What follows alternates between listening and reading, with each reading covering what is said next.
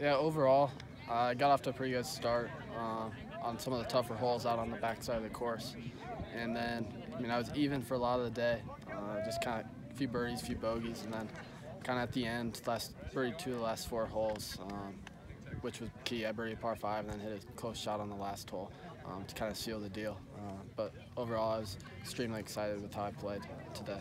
At what point today did you start to maybe feel like, okay, this is in reach. I can do this.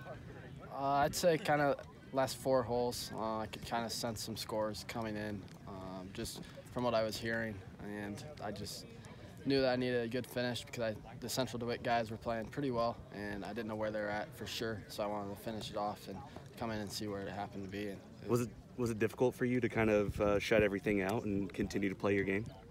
Not really. I knew just kind of playing my game was probably going to be good enough, which it happened to be today. And it's kind of what I was thinking on the course. And so next year you're going to Drake. It's really exciting. How was this kind of the topper to your high school career? Yeah, it was a great way to end my high school career and my senior season, being able to be here with the team and compete with them one last time. But moving forward on to Drake, I'm really excited for that. It's going to be a great experience there and a great 4 years.